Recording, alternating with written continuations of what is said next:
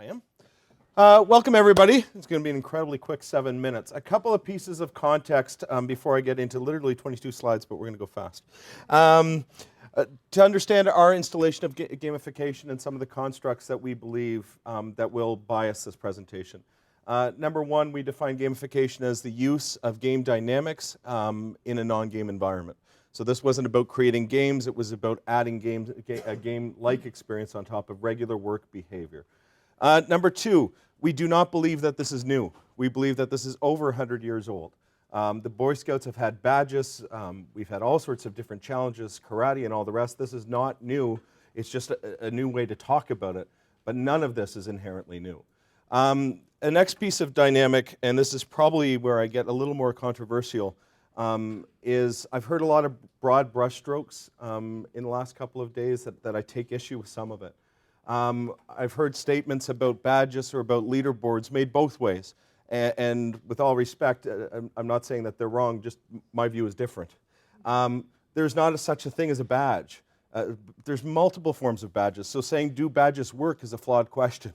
Because a badge compared to a progressive badge, compared to a badge that unlocks, compared to a surprise badge is a very different thing. We can't talk about the nouns of these things, they're verbs. Same thing with leaderboards. A leaderboard compared to a relative leaderboard, compared to all sorts of different ways that we can talk about these things. There's not one thing as a leaderboard that's good or bad. And to that point, I guess my most controversial view is I think we also have had some biases that I really want to challenge.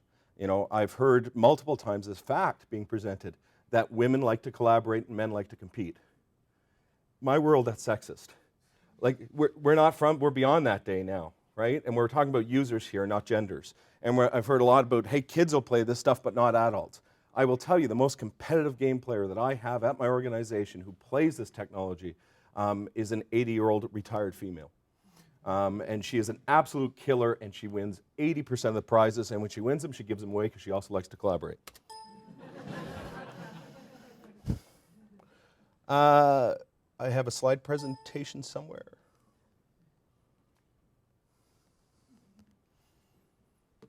I'm pressing every button that I've got. Or can I just use? Yeah. Awesome. So very quick, give you an idea. We're a call center. We have locations in the Philippines, US, UK. 100% of the gamified experience is on-the-job behaviors. They have to work in order to move it ahead. They have a cap of 5,000 points per day. It's a big point game.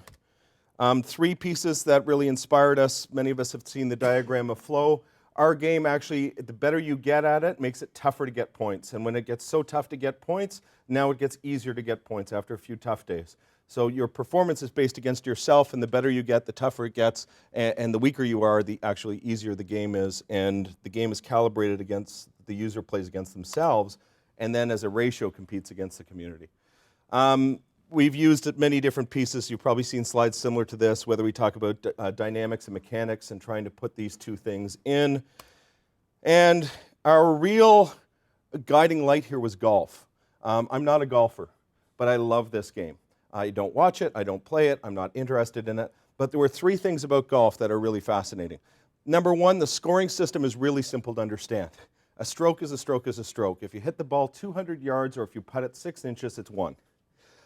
Number two, it's either in the hole or it's not. So you know that you've achieved your objective or you haven't. And number three, because of a handicap system, you can compete against yourself primarily and then compete against others, even if they have very different skill sets.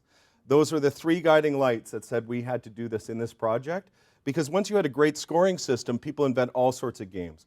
Golf has games of skins. They have games where it's team games or best ball. So as long as you've got a good scoring system that accounts for those things and is easily explainable and relevant, and people trust it, they actually make up their own games within it, whether they race to 1,000 points or whether they see who gets the most points in a day or whatever they want within that. So applying the mechanics, I'm going to go very, very quick here. This is one of our rudimentary dashboards. At a high level, it gives you your name, it gives you your points, it gives you a set of levels as you progress through different levels. Obviously, you progress through levels very quick. In your first day, you go to level 2. By the time you get to level 10, it's about 10, 15 days to get to the next level.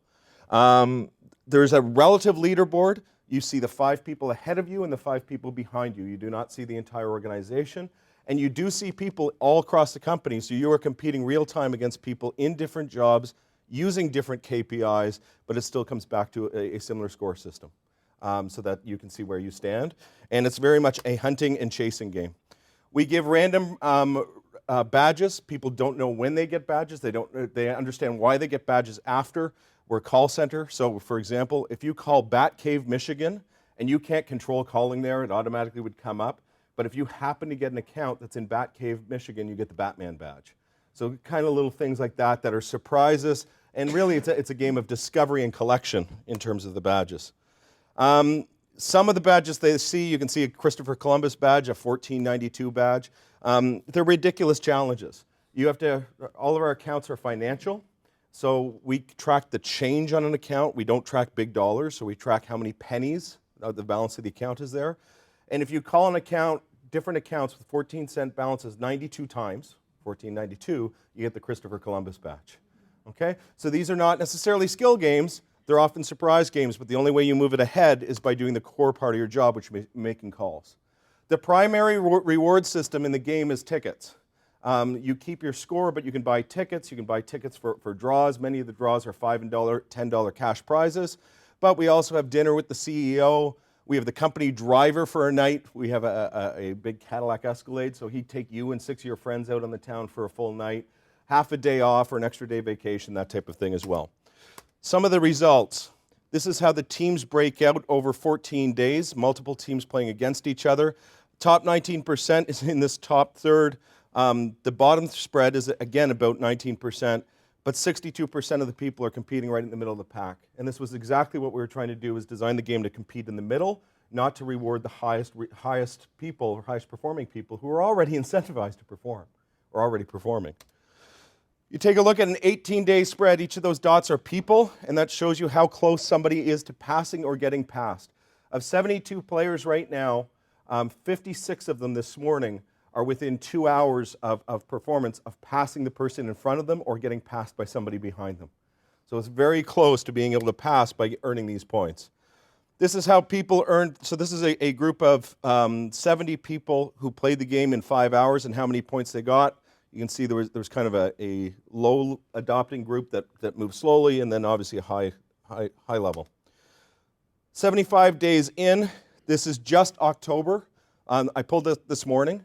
That shows you where the pack is. So this is just month to date. So if you're brand new to the game, you could be in first place on the October leaderboard, but you're not going to be in first place on the quarter leaderboard, as an example.